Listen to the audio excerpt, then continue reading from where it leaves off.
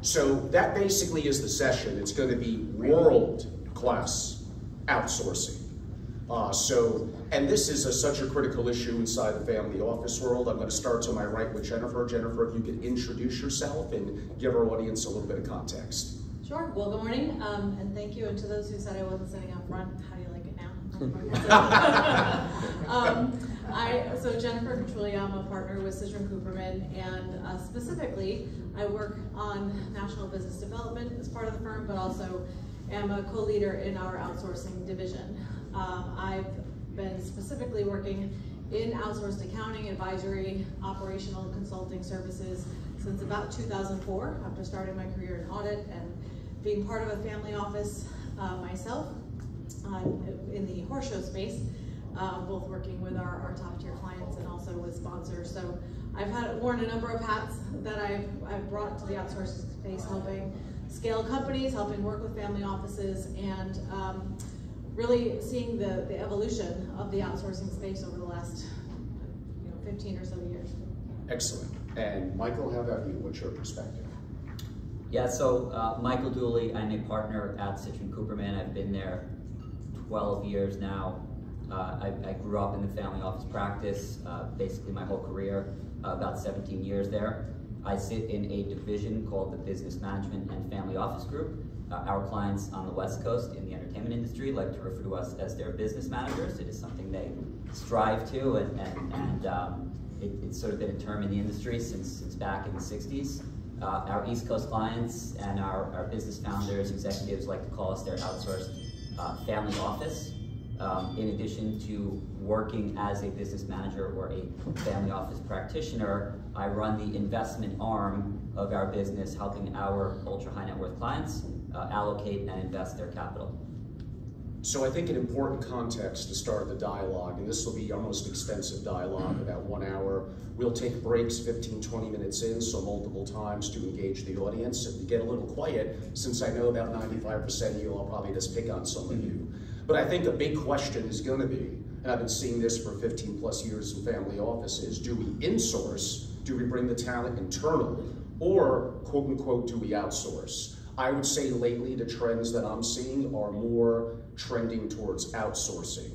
I could have opinions relative to why I'm seeing that. Would you agree? And what would be your perspective? Either one, that if you're gonna want to have best in class, and do you have that capability internal to hire, to fire, to manage, and to deal with issues from culture to employment issues to things that could go wrong? But what do you get from that is you get complete control, you get privacy, but again, that comes at some cost. How do you help the family or families weigh whether they should be insourcing more or outsourcing, and what specific roles?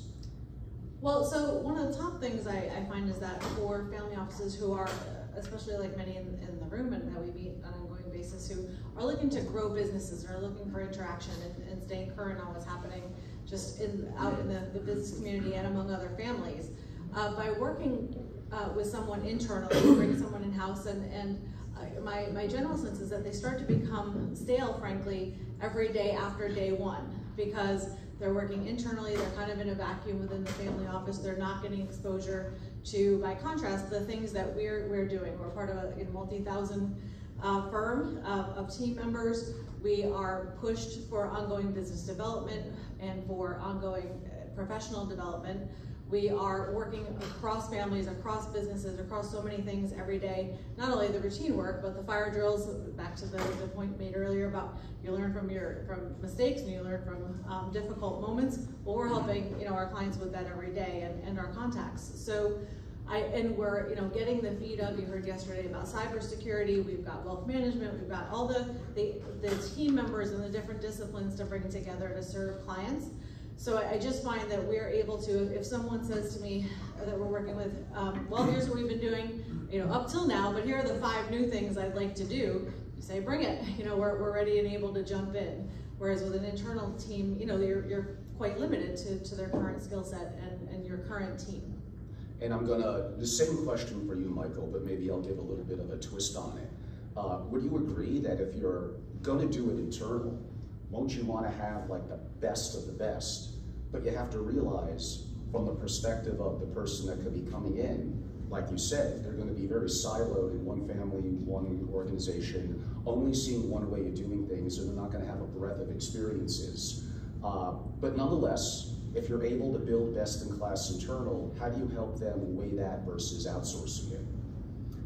Yeah, no, it's a good question. It's interesting. I think most family offices, from what I see, start being built out of the family business originally, right? You typically have somebody who's maybe a administrative assistant, executive assistant, somebody who's maybe a controller, somebody in accounting who is going to start paying the family bills, right? That's usually what happens. It's sort of a natural growth when the patriarch, the matriarch, the founders ultimately don't have time or just don't want to do it. That often is followed by accounting and sort of somebody managing the books. And then they typically bring in a professional service provider for, let's say, something like tax, let's say something like investments. And what we've learned from that is, even if we go back to that accounting step, when we get that opportunity to prepare the tax return or do the tax work for the family, the accounting is usually somewhat of a mess. You have somebody who is doing, I'll say, a write-off, doing credit card coding. Things are miscategorized and not accurately recorded. And that usually is sort of the first step into discussions about, hey, maybe we should think about doing one of the following. You hire us or a firm like us to do your outsourced accounting, or you hire somebody internally. Then you start saying, what's the cost benefit of you hiring somebody internally to take care of that? What are you going to pay for somebody to do your accounting? And what other services can that person do that is just doing the accounting? What then usually happens is they ultimately feel like they have more people to manage, which takes more time, which is more complexities with regards to payroll, HR, and other things like that. And that's not even counting finding the talent to do it, which as we all know, is very difficult these days. Very much so. And like you said, it's not just a salary of the employee, it's benefits, it's social security, it's taxation, and there is, let's be honest, there is employment risk. There are things that could go wrong. When you're outsourcing that, those are far, far less likely to happen. You are simplifying your life. If I had to go on the insourcing side, from what I see from families, it usually is going to be, yes, I admit, I may not have quite world-class, best-in-class, but I have extreme control and privacy. And on certain things that maybe touch the family very personally, setting up their travel, certain things, maybe even personal security, they're willing to sacrifice a little bit for that complete 24/7 control and customization to them. You brought up, Jennifer, I think, maybe the biggest benefit to outsourcing, in my opinion. You hinted at it, we spoke about it last night. If the family office, even a big family office, hires someone internal, especially maybe I notice more on the finance side, that person may be top at what they do. Let's even make that assumption. I'm being a little generous on that, but let's make it. But they're gonna be so siloed in that one family that after 6 months, a year, 2 years, 3 years, they're not seeing enough. Imagine a T&E attorney internal, but they're just not seeing the breadth of different things happening in the community with different clients, and they're not able to bring that to that one family. Basically, in other words, for the most part, they probably grow a little stale. Right. You know, we see that, and we for sure, and it's really a matter of both sides participating in that. Many times we have as part of our budget, and we have as part of our requirements, that we are attending ongoing education, that we're learning from each other. We have, and other, whether it's us or as a general statement, in outsourcing, you're going to find that people are pushed for ongoing education. They're exposed to a number of different learning environments. And unless, in some family offices, that may be part of the structure. And so we're making general statements, but by and large, they're going to be working each day in that family office. They're going to be in that silo. And I think, again, being exposed to new situations, you mentioned yesterday about a lot of family offices having a number of different partners. And so we're able, in an outsourced environment, ideally, you want your team members to be able to leverage each other and leverage resources and know how to find them for you, which is difficult if someone, again, is in that internal. Yeah, like in the private interview I did with Amy, I mentioned kind of effectively a dream team.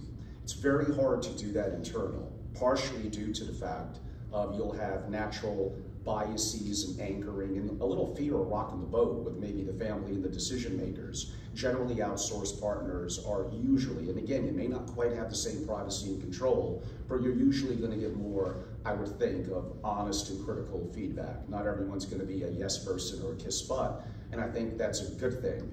One question specifically for you, Michael, and definitely chime in, because I think it's like a 1-2 punch of the important issues in outsourcing.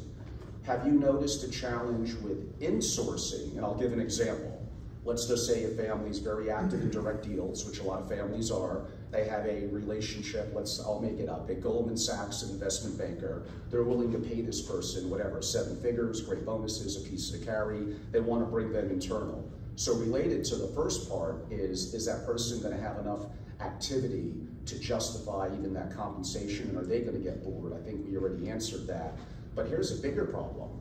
That person probably, I mean, I know investment bankers, they probably come with a bit of an ego. They're probably going to rock the boat on the culture. And do you want to bring that in to the intimacy of your family office with someone who has a completely different pay structure, probably getting paid more than the president or CEO of the family office? And now you have political issues. You have him bypassing the CEO, going direct to the principal on direct deals. And I think that creates a little bit of a cultural issue in the family office. Yeah, you're absolutely right. One of the things I'll say about having an internal team, insourcing on the investment side, is if you're a family that has, let's call it $100 million, which I don't think is even large enough to have a good in class team, yet alone a best in class. You have $100 million, you're going to have a couple different buckets of assets, right? You're going to have your diversified pool of liquid investments, stocks, bonds, traditional investments. You're going to have another pool of sometimes hard assets, real estate, multifamily, things like that, and then you're going to have your alternatives. So if you're talking about hiring one person, you need one person to be a generalist who is, in theory, not going to be the best at what he does. Right. So if you have $100 million and you think, I spend $1 million in fees a year, let's say I pay 1%. With that 1%, with that $1 million, can you get a top-notch bond and cash management person, a great equity person? Again, that's one person covering small, mid, large cap, international, US, all across the board. Then you need somebody to manage the private deals. Then you need somebody to cover the alternatives. We're not even talking about sort of due diligence, continuous monitoring, accounting, reporting, things like that. So it gets very, very expensive very, very quickly. In terms of your second comment, we've seen this time and time again, whereby instead of using, I'll say, an outsourced CIO, a family will hire somebody internally who was their money guy at Morgan Stanley or wherever it may be forever, and there are, it does create a different dynamic because you historically have a family office that pretty much has a very tight-knit group of people, I'll say in accounting, administration, whatnot, that have been there for a very long time. As you mentioned, you get somebody that comes in, very high paid salary, usually has an ego, usually has an edge, usually doesn't work as hard, at least perceptually, from the others around them. And it does definitely create internal issues, and they often don't last as long as either of them want, the family office or the person hired. That's 98% of the time kind of what happens. Relating a little bit to that, one of my relationships that many of you know, I've known Bridgewater for many years. Ray Dalio is someone I've met a couple of times. I'm very honored. And I was personal friends with his son, Devin, who passed away in a car accident in Greenwich a couple of years ago. They introduced me to the person that headed up the HR, and Bridgewater is notorious for their legendary processes with Ray Dalio. And this person told me, listen, what we do at Bridgewater and what we do inside with Ray's family office here, from a hiring perspective, is different. And it relates to what I just said. They actually do look for the superstar, quote unquote, that could fit into their culture inside Bridgewater. But I said, but how about Ray's family office? Oh, no, we look for discretion, privacy, consistency. We outsource to the best of the best when we need to. but we have a different perspective on cultural issues. Actually, I would even say this person, I'm forgetting his name, there was an interview I did with him in an older podcast about 3 years ago, said he actually is careful not to hire quote unquote superstars, for lack of a better word, because again, they're used to being on an island kind of doing their own thing. How would you say, from the perspective of, let's even say someone at Citrin or someone at Goldman gets an opportunity to work in a family office, even a multi-billion-dollar family office, they're generally a little frugal on resources that they're gonna have. Right now at Citrin, you have a global team, you have technology and cyber experts. Wouldn't even you be more used to the resources you have in Citrin? Well, yes, and so we have, I don't say unlimited resources, but in terms of talent, I mean, we're part of a global network. If somebody has international needs, firms have found the way to be able to respond to the family office and mid-market and enterprise business needs, and the breadth of experience and range of, I'll say, capital resources, as well as access to, again, to talent, to technology, to reach within our networks. We're all spending so much time out networking, that being able to, if a client needs a contact for something or needs support, we're just able to stretch really wide. And I think bringing that into, back a little bit to the prior comment about having that in-house, if you do invest in bringing that person, a lot of times I say it often, we'll attend an event like this and you talk about cyber, you talk about best practices, and we talk about the family office that had several million in embezzlement and the other things that happen where there's not internal controls and checks and balances and all of those things. And then text messages go, or as soon as somebody returns to their family office, they're like, okay, we're gonna clean house, and you're investing in that person to come in and make things better, but it rocks the boat.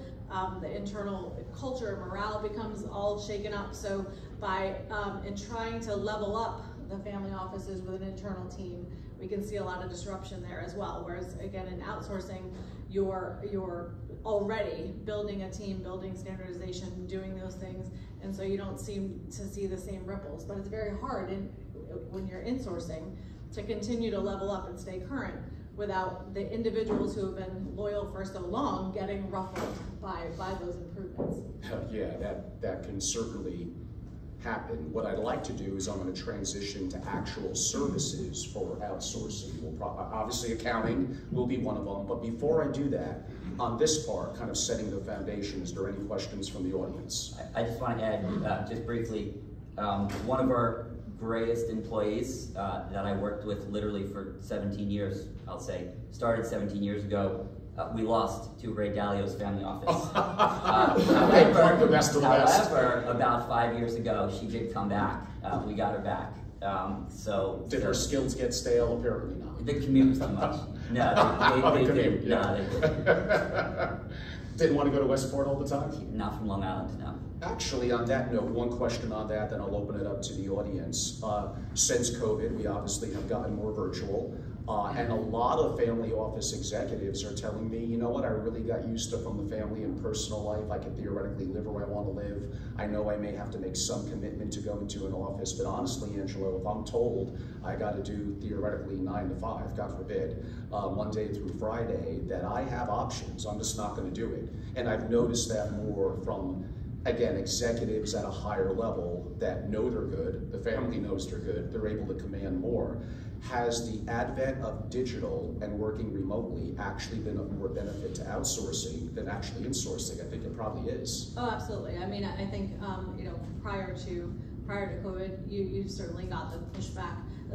There's such a pool of opportunities that I wouldn't say it hampered growth, but you certainly had to deal with that pushback more.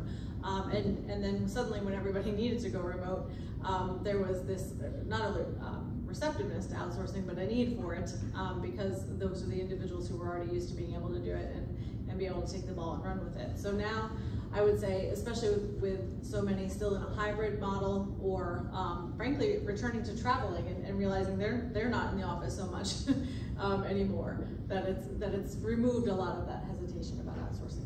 And kind of a random question, so pardon me, I will go to the audience soon. Have you ever had a request from a family office where the principal or even someone in the family office or creating the family office says, I want you to actually help us find someone to work internal for us? They're almost using you as a recruiter. Yes, and in that case, we are certainly acquainted with a number of the recruiters who help find that internal talent. We can provide some support and provide some level of interviewing support, but we really want to leave that to the professionals to do it. And you may experience something different than Michael, but. Yeah, I'll say it really depends on what they're looking for. We do help them with that. We let them know if it's something that we do. They're often going to get our leftovers because we're going to try to hire them first if they want to work with multiple families. But they do utilize us for things, I'll say, home health care, to help them with providers in different areas, right? So home health care, whether it's people to manage their estates, and things like that. They will absolutely ask us for references, resources, and so on and so forth. We'll do the screening, we'll do sort of the background checks and say, hey, this person, if this person fits with you, we've done our background and we can vet for him from a legal perspective. For sure. From a comment from my perspective, generally including me, because I'm not a recruiter, I'm not compensated like one, and the same with you guys, there actually is nothing but downside. Because the honest answer is about 20% of people that come into a family office are no longer there within about 6 to 8 months. So here you are looking to provide value, not getting compensated for it, and there may be a 1 in 4 and 1 in 5 chance that they may be disappointed in the person that you recommended. It may be a great person, by the way, with great talent, but again, it comes down to, I mean, really what it comes down to from what I tell family office executives, oh, but I'm doing a good job. You're doing a good job, not necessarily based on always quantifiable measures. It's qualitative, and it comes down to how the family feels about you. And you may think you're doing a good job, but they may have a different perspective of it, and kind of it can always get us all in trouble. So before I go to actual services, again, I'm going to open it up. Any questions from the audience? Anyone? Or I'm going to start to pick on folks. Can Yes. you talk about the benefit of cost of bringing someone internally versus what you charge? So obviously there's a cost equation in terms of your services and what they cost versus what an internal professional might be paid.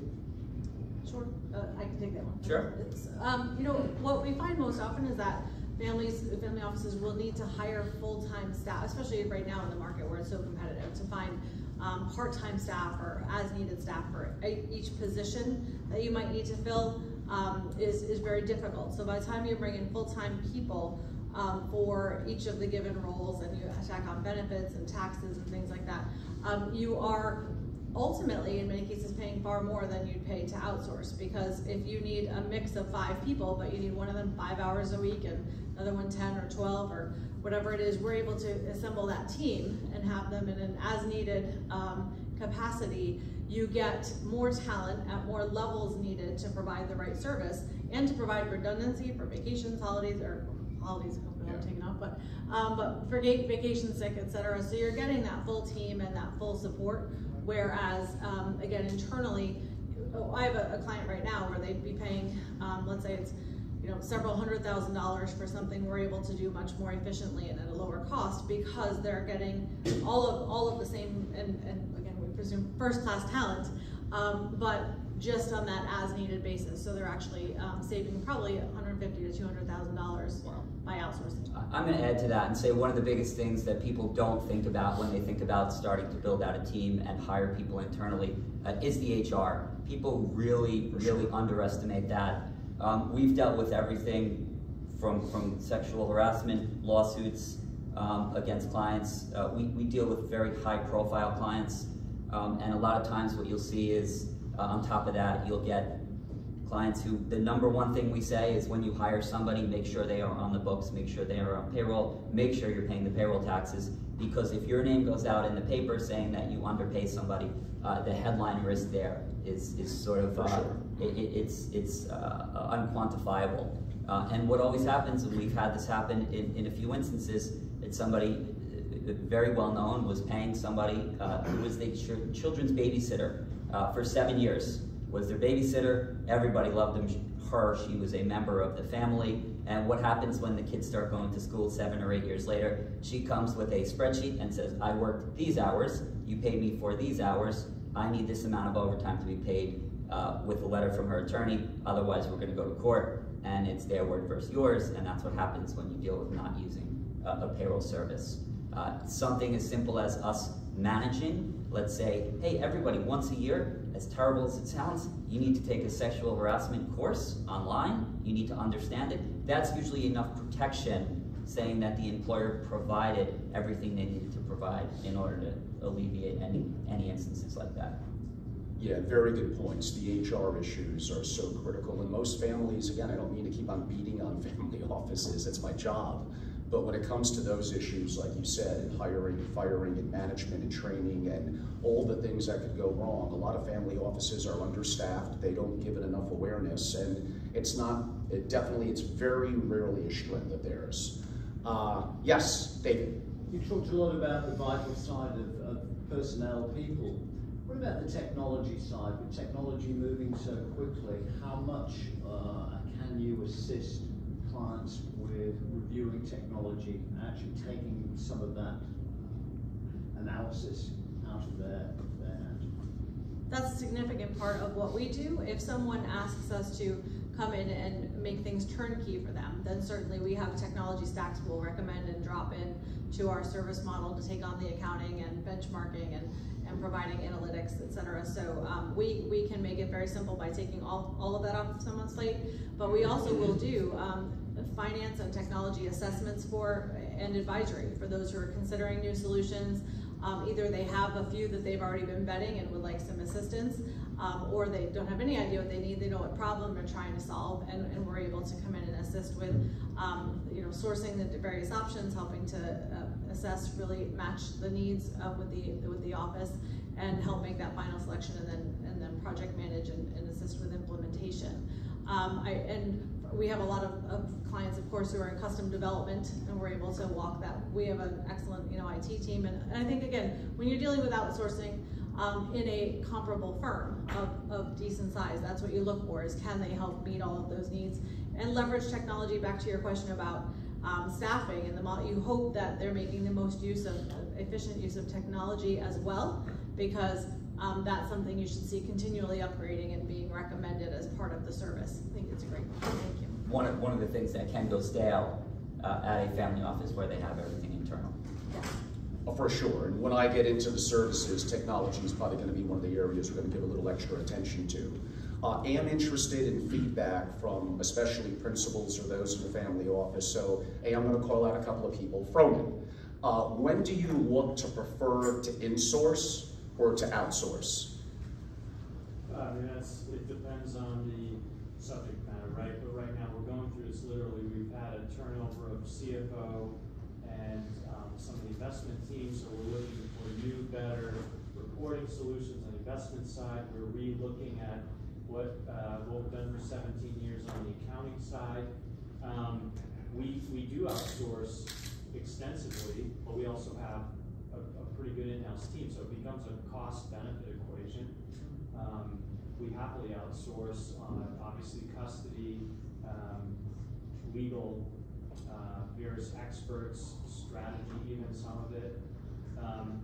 The technology piece, though, is one where we're really taking a look. We probably aren't up to speed with what all is out there these days, and again, should we run some of that stuff in-house or outsource it? We relied heavily on the custodian to do a lot of that over the years. Good points. And Rich, so conversion from a hedge fund to a family office for the principal. Rich is a COO, and really the most day-to-day active person with the principal. What are some of the issues that you see on insource versus outsourcing? Yeah, so no question, insourcing, it's the control and the privacy. There are certain key functions which we're just always going to want to have very close to the family, and the family's represented. In terms of outsource, I would say we're trying to address the issues of being able to scale, and also the risk of losing a capability. So if our controller left, what would we do? So and to the extent that there's other opportunities, and that one person's going to be overburdened, can we flex that function? So that's when we're looking at outsourcing. I'll add one more thing. You said control and privacy, but one of the other benefits of insourcing is speed. While we always are tied to our phones, clients will have dedicated teams, and they will almost always be able to reach somebody. If you have a project that needs to be done, there are often times where maybe somebody from our team's on vacation, maybe the person that covers doesn't have the experience, and maybe it's going to be 3 days because they have things to catch up on before it gets done. You have your own internal team of 2-3 people. They drop what they need to get this project done much sooner. Good points. I'm going to ask a question that will probably have a level of follow-up to it before we get a little more in terms of to the services. And what defines a family office? Well, it's legal structure, and simply it comes down to the principle. You may think they're too small, whatever, but if they want a single family office, I don't know, it makes good country club discussions. It's the new thing to do, like 20 years ago, investing in a hedge fund. I'm a believer, and I think it's a little antiquated, so I got to get more modern, that to me, today's world, that's 750 million. You're really rich. So yeah, I've gotten in some interesting conversations. Oh, 300 million, yeah, you're pretty rich. But in today's world, with really having a family office, actively investing, direct investing, it's probably ballpark about 750 million. But there's a buck coming up for the family from say 50 to 100 or 150 million. Theoretically, they could still set up, I will get to it, Brian, like the lender family structures to get the tax benefits and other benefits of having a family office, but there's no way they're gonna be able to go internal with even probably at most more than 2 people. So therefore, are you seeing more, what I want to define as virtual family offices where you're a highly strategic outsourced partner? Yes, so I mean, honestly, what I'm seeing more and more of all sizes, but are family offices who leverage their family office for core functions, which increasingly they'll have a representative in their family office and outsource more and more of the other work. But we're really seeing them leverage us as, and others as allies, meaning that being invited to, even if it's at events like this, or to, on the operational side and on the, I'll say, partnered advisory, wanting somebody at the table. I had the situation of being at a dinner a few weeks ago where a client asked me to join her because she knew she was going to be with some nonprofits that she invests a lot of money in. And in the course of that dinner, just very innocently, I heard a number of things from the nonprofit that kind of raised some eyebrows, and I said, hey, you know, you might want to check with your attorney a little bit, because that didn't sound quite like the nonprofit is compliant, frankly. And so she did that and found out that absolutely the nonprofit was not meeting their obligations, that they weren't going to probably be tax deductible for her, and that was going to pose several hundreds of thousands of dollars of issues for her. But you know, to me, the accounting and the finance comes from really our clients wanting good advice and wanting us to be able to think outside of the box for them. And so somebody was joking, I won't say who drove me here from the airport, but about the size of my suitcase. And so, you know, I was mentioning it's because I have waders to get in the Missouri River for one client who's putting a turbine in there. I have a formal dress for a fashion, you know, a fashion family who wants that support. I have, you know, football jerseys for whatever somebody else wants to do. So I think it's, you know, being able to find partners when you're outsourcing that can play the game with you and help you drive forward your interests and your efforts, and then also provide the back office. And I want to say that if you just want your bookkeeping done, then insource, because especially if you want a full-time, a lot of times what that becomes is a hybrid personal assistant. So if you want your bills paid, we can do that. But if that's simply what you're looking to accomplish, you, in most markets, now might be a little bit of a difference, but simply to pay your bills, that's a tougher thing for me to say. You should absolutely outsource. The minute you want to start to have a more powerful team, and it's interesting, some of it is also psychological. I find that you could honestly get the same good advice in some cases from your A-list internal team, but nobody listens to them the same way. If you work with your advisor, somehow everybody seems to listen to, honestly, what I have to say versus their internal team members. And I've never been able to explain exactly why that is, but the relationship seems to be more powerful and more effective. Yeah, I'll piggyback on that and say, people, if they're hired by a patriarch, matriarch in a family office, we were talking about this earlier, it's often frequent that they'll consistently agree with them and not challenge them, because it is the person who is paying their salary. But to the point about the virtual family office, we've been seeing that increased much more so since the pandemic, not only because people are virtual, but because people are wanting to outsource more best in class. We're getting more calls for separate, maybe silos of work to be done for family offices that complement what they do. So if we have somebody who's looking to start or build a family office or grow their family office, they may call us for tax, they may call us for investments, they may call us for bill pay concierge service, which will complement what they're doing elsewhere in their internal, I'll say, business office. For sure. And it's a pinch-off topic to insource outsourcing, but I'll try to rope it in. I hinted at it with Brian there at Citrin Cooperman a little while ago. So in my little town in Connecticut, of Weston, Connecticut, lives someone called Keith Lender. That would be the Lender family from Bagels from Connecticut. Some people here will recognize the name. I tried to get Keith to come, but unfortunately I think he was doing things with his son, and was soccer or baseball, I forgot, but we were friends. So in 2017, as you would all know, came down the IRS case versus the Lender family. And rather bluntly, over 6-7 decades, family offices have not done well with final decisions by the IRS on tax deductibility issues. The Higgins case, there's a whole bunch.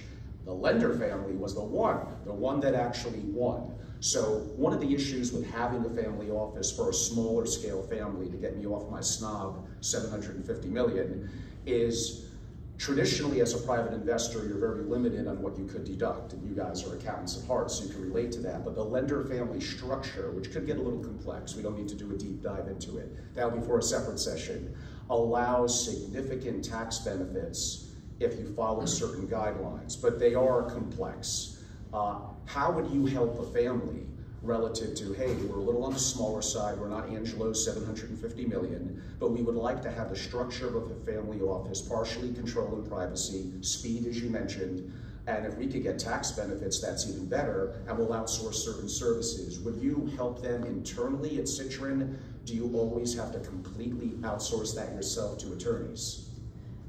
So certainly we are not going to provide the legal services, but we do have turnkey models to help families who may decide not to formalize their family office, establish a comparable structure, the internal controls, the segregation of duties, the workflow, the communications. So in a very, I always say it's, you know, at that size, you're a family who, your life is a business. And so we want to make sure that we structure in a way that is very much reliable for you, and back to a virtual practice, that it's very transparent, you're getting the information you need and not feeling like you're cut off. But making it turnkey so that there's not a huge difference in feeling between having a formalized family office structure and getting those benefits in the outsourcing model. Again, the tax implications are certainly different, but in terms of the service and support, your life, again, is functioning, and increasingly so, in a very similar way. Do you guys do services where you would go in and, I'm going to use the word, kind of audit a family office? Are you compliant on employment issues, ERISA issues that you may have with the number of employees depending on your state? And basically let them know. I mean, I'll give you an honest answer. I could probably go into 99 out of 100 family offices, and they're probably doing more than multiple things that are not applicable with the law. That's opening them up to IRS and other scrutiny that wants to vilify them in terms of the public, because how the society is now, to also employment issues that you hinted at earlier. I've seen everything from stealing, from extortion. This creates a lot of problems. Families, offices, the family principals would, I think, benefit greatly from once a year going through a very independent audit of their standard operating procedures, their manuals, and how they're dealing with their talent and employees. Yeah, you're absolutely right. I'll say the most difficult thing with that, when we speak with family offices, when we provide certain services, we ask them about the other services that they do internally. And to your point, 99% of the time they are not doing things the way that they should. 99% of the time we tell them how to remedy it, and then we see them again in a few months or a few years, and they haven't taken the steps to do that. We warn them of the risks involved. Obviously there are some things that are kept private. If you, let's say you have a tax issue unless it gets really bad, it doesn't get into the public eye. But things that deal with, I'll say, extortion, theft, and HR issues absolutely can. The big problem is getting people to change their ways, which even if you show the worst case scenario, which we often do, given the headline risk, they're very, very, very slow to change that. I mean, I could even think of certain of them should be registered as investment advisors. Some could structure private trust companies. I would probably do South Dakota. There's so many. The IRS just has to, and they want to. That's why they hired 87,000 new agents, and about a third of them are going to have guns. It's again, 98% plus of family offices. They go in there, they're going to find something. And it's going to become public. It's embarrassing. They just don't have the resources now, but that appears to be changing rather quickly. A general question on insource versus outsourcing, and I kind of use this example, then run with it, please. Generally, successful people that create a family office, how can I say this? They kind of basically think that every decision they make is higher level. That's not the case. So when I ask them about their in-source or outsource partners or family office talent, oh yeah, it's world-class, it's best in class. And that reminds me of the analogy, if I ask someone about their dentist, they're always gonna say, oh yeah, of course, I only choose a good dentist. But then I look at it and say, do you go to dental school? So you don't know what you don't know. And do you go to every dentist in town and compare them? Of course not. You're making the assumption because you're rich, you had some level of successes that you only align with people that are the top 1%. But the reality is, come on, that can't be true. So how do you help families from more the outsourcing part realize the fallacy of their own biases and anchoring? And this goes back to what you said, sometimes family offices won't speak openly with the principal because that's the person who's cutting their check. You have the capability, now maybe you guys can get fired too if you annoy them, but perhaps of being more independent and removed. So back to your question just about checking the credentials, everyone's gonna say we provide top, your trusted advisor, or your trust, we're best in class, but actually checking the credentialing and the recognition within the profession, or certainly testimonials, but really looking at what is making that person best. We each have professional accomplishments. I mean, I was recognized as the pioneer of the virtual accounting practice by the American Institute of CPAs. So, I mean, that's something I can share when people reach out. Others, you want to be able to dig deeper and know what you're looking for, obviously, when you're vetting your outsourced resources. But I also think that just in your overall class team, what have they actually done to be able to support you in your specific interests as far as your business, your family office? If you're going through wealth transfer, how are they supporting you? And that goes back to the increased move to virtual, because that's important for so many families. I think what is best in class is also based on what you're trying to do and accomplish as a family and family office, and making sure those are aligned. I think some of it, I'll say, and some of it is very easily quantifiable in dollar terms. If we go back to the investment side of the practice, right? If we look at, typically we have a client that'll come in and say, I've worked with JP Morgan and I have my guy at Goldman Sachs, and he does everything. That's great. JP Morgan is great. Goldman Sachs is great. I'd never say they're the best at everything, even though they might think they are, because you can tell me that equity, fixed income, alternatives, direct investing, they're going to be #1 in every niche. And if you benchmark them against whether it's alternative managers that have specific niches and specific allocations, specific sectors, I should say, you could quantify how much they are underperforming or if they are outperforming. And something else that I'll add in another example would be if you're dealing with somebody best of class, they might not always be best of class. They might not always be giving you, I'll say, the right advice as time passes by. For instance, if you've set up, let's say, I was dealing with somebody who set up a very complex insurance structure with something called a PPVUL. It was funded by a loan, and the loan was to be paid off, I'll call it 60 years later when the matriarch passed away with the proceeds of the insurance. Well, what happens over time? Well, with us at our firm, we see a lot. And we started seeing over time, when we were doing estates, we have a giant estate group telling us, well, look, the IRS has really been frowning on this, stating that the loan was never intended to be repaid, and therefore it should be looked at as a gift. So what do we do to remedy that? We tried to figure out a way to get more money into this insurance trust, effectively, maybe without using your lifetime exemption, maybe using something like a GRAT, get money in the insurance trust, and start paying back small amounts of this loan just to show an effort. Maybe what we do is we legally document, let's say with an agreement, that the loan is secured to this insurance policy, right? Things like that, which somebody who set up this insurance policy 20 years ago maybe was absolutely brilliant in doing so, was at the forefront of what was going on in the industry. And I don't want to disparage insurance professionals at all, but usually after the sale is made, you don't often hear from them, especially when it's a $30 million insurance policy. And that goes back to probably the value of being an independent audit, maybe annually, let alone every 2 years, to the family office. We probably have about 10 minutes left. I'm not going to be able to pick everything that could be outsourced. We'll focus on a couple. And since Froman and David brought up technology, that is one of the most common ones that I see. Generally, it's believed pre-COVID, a lot of families were highly antiquated in terms of their technology structures. My experience would show that to be true. It's gotten better since COVID because it was forced. But a big one that I commonly get is aggregating and reporting of our variety of custodial, hedge funds, LPs, investments, and how do we have a clearer picture on a cost basis, from tax purposes to accounting, and how we can hedge risk that we have and maybe even see various crossover. So aggregation and reporting, how do you help families with that? Well, I'm going to say I sit primarily on the commercial side, so I'm going to yield to you first on the Yeah, sure. This is something that we've spent a lot of time and a lot of money on, helping clients with.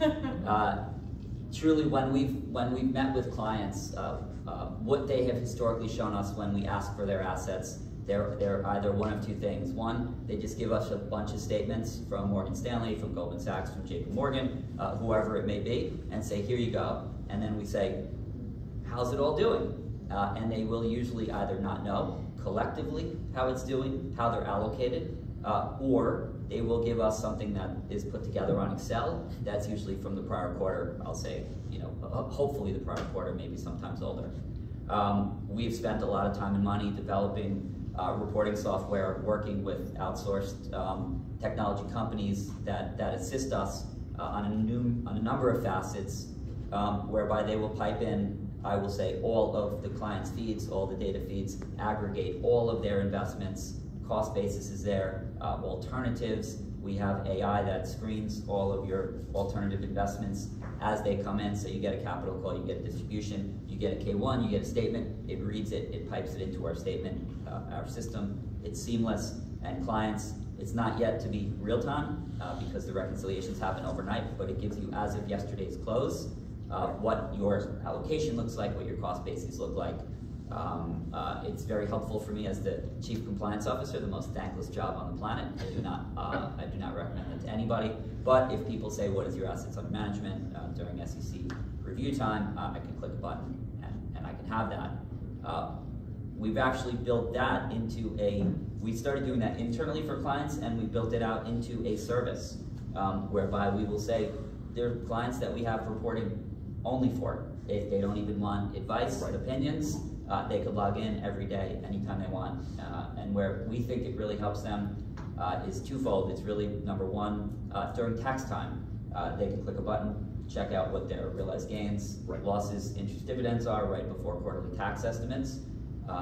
In addition to that, as we all know, people with high net worth like private equity, we've met with plenty of clients on pitch meetings who make commitments and sign this and sign that. They have no clue what they have committed, what they have outstanding, what the investment period is, what the distributions have been. But this will allow us also to put together schedules of what their total commitments are, what they funded thus far, and a reasonable expectation based on the history of what their capital calls should look like, which will all dovetail into their financial planning in terms of how they're going to manage their cash.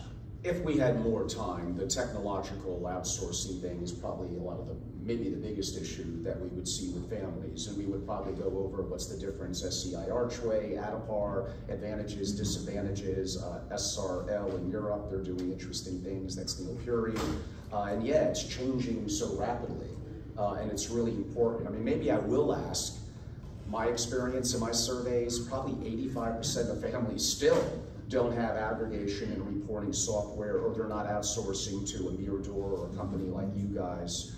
They're doing it internal, or maybe giving it to you, like here's our statements. Yep. Like, how do you recommend to them that this is hurting your family office in risk mitigation, it's probably costing you some in taxes. You know what, you may have to shell out $200,000 or $300,000 a year, and you're gonna get value in it in a program. They appear to get very frugal on that sort of reporting structure. Why? Yeah, technology and accounting really, not to digress. It's accounting and tax, it's the necessary evil that nobody wants to pay for. If you look at the Kiplinger letter, there was one that came out, I'll call it last week, and of course it was circulated around our firm, a highlighted asterisk, individuals and businesses should expect their tax bills to increase by 10% this year. Not your tax bill, your tax invoice, I'll say your tax preparation invoice.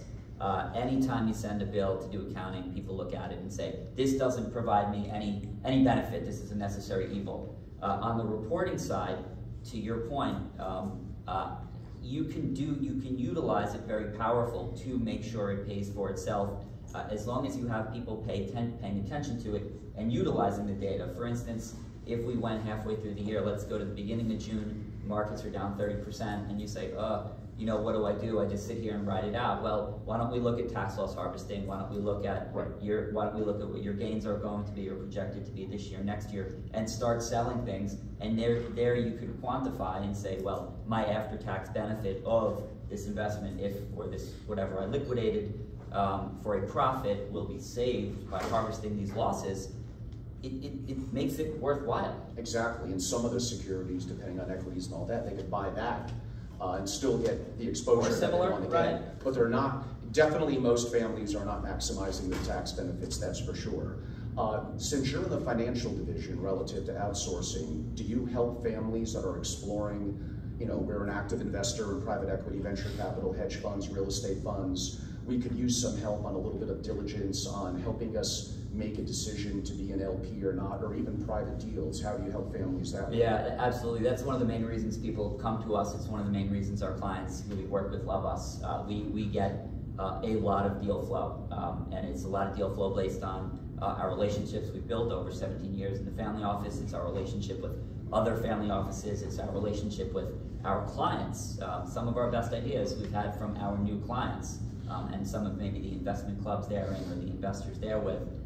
But they will utilize us both, number one, for sourcing deals, putting them in their portfolio, and number two, I would say a good portion of my time is spent, hey Michael, I was at this cocktail party last night, I heard about this deal, can you vet it?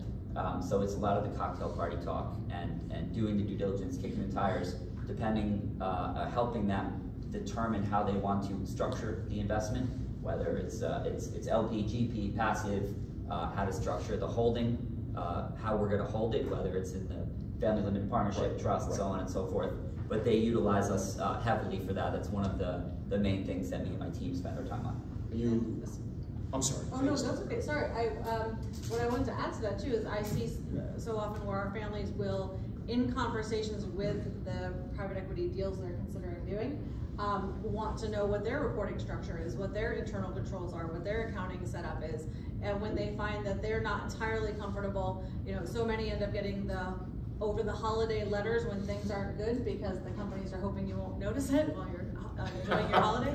That is a trick they do. So we do find that we're referred a lot into being operating partner and outsourced accountant roles in the portfolio companies by our family clients who, again, as they're vetting a potential investment, say this isn't gonna, you know, rise to the level I'm used to or I want in order to be an investor.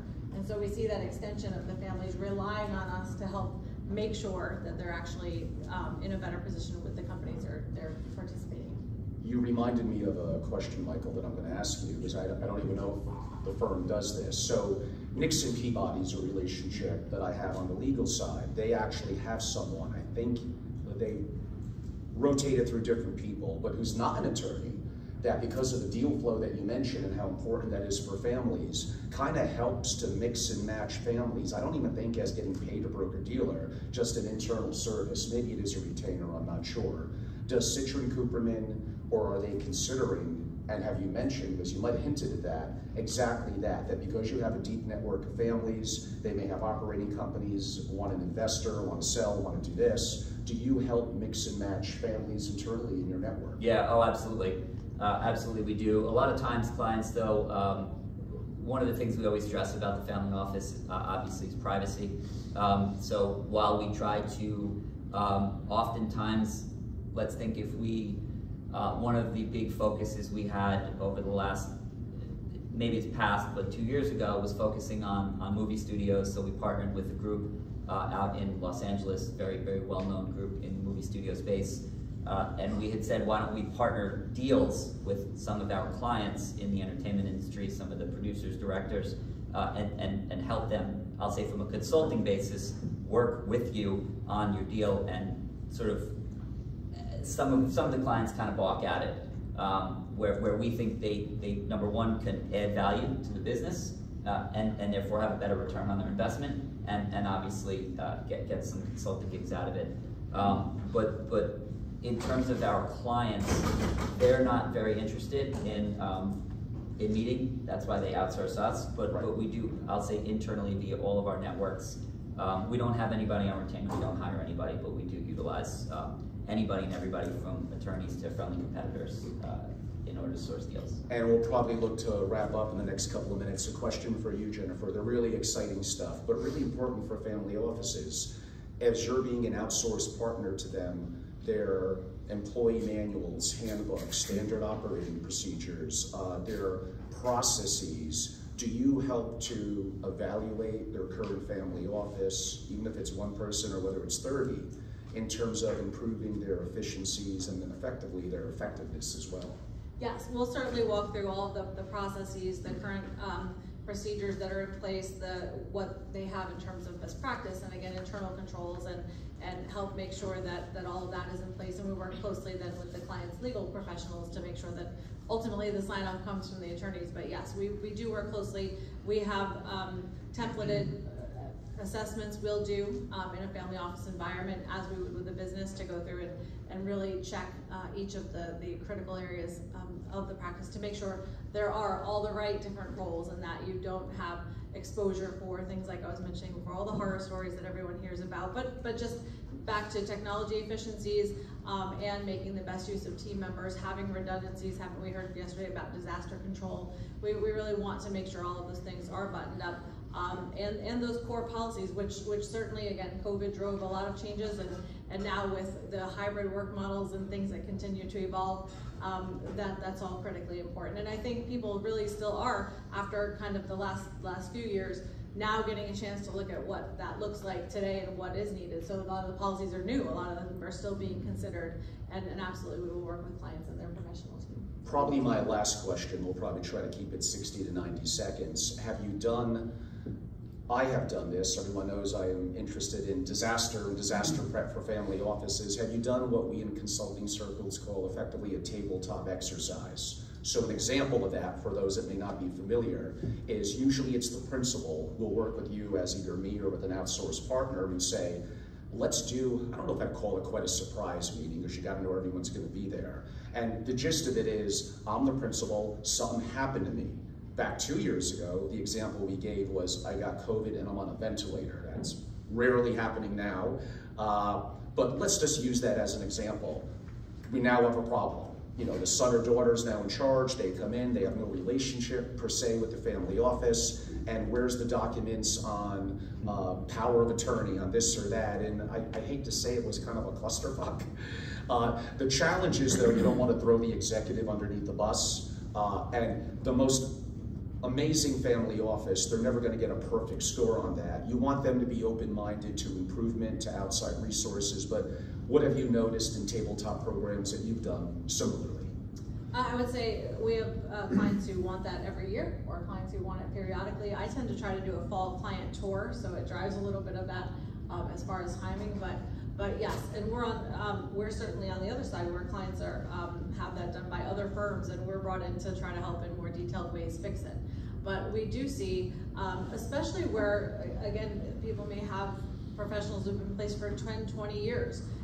And really rely on and trust them, but the best practices are not there, the internal controls are not there, and if that person wins the lottery, you know, what happens tomorrow to keep things moving forward where there are big gaps. So I would say we're as much, once we identify them, brought in to help create sort of that that security blanket and that extra plan for, you know, what happens if, and how do you shore up those leaks without, often doesn't have to be without dramatic changes, but just making sure you have that bridge and fill those holes so you don't have the exposure. But I certainly see that a ton now, and you also see it because of with the wealth transfer taking place, where not every next generation wants to work with all the same people or in the same way that the family has, and they're asking for, again, how to level things up or modernize, or again, where they see holes or deficiencies or ways they just don't feel like things are quite right, how to leverage us. And I'll speak about it from, I'll say, the family side.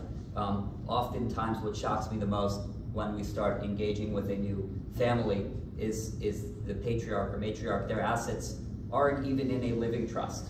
And that is a recipe for a disaster for a myriad of reasons. Number one, obviously control. Something happens to you, you wait for things to go through probate. Look at a time during COVID, probate was extended exponentially, right? And nobody can do any of your assets. If you have risk assets tied to the market, you pass away, nobody can trade on those accounts, pending you have no POAs. And it creates a disaster. Secondly, somebody has $100 million, they pass away. It's not in a living trust, a revocable trust. That goes public, right? Public filing, there's the will, there's where the assets go. And then your heirs, everybody from con artists, scam artists, kidnappers, everybody has that information. We can Yes. talk probably an hour Just as far that as alone. security and protection with regards to private security, cybersecurity, which Kevin, my partner, spoke about yesterday, posting things on Instagram for younger generations. But if there's anything I can leave you with, it's for you all, for your speaking on the topic of I'll say, the disaster recovery. It is make sure your assets are in a living trust, make sure you have successor trustees listed, make sure that you have on your entities, vice presidents, treasurers, assistant secretaries, have that buttoned up and look at it on an annual basis. People change, people pass away, people's feelings change, you get new people involved in your life. Make sure to update those things always.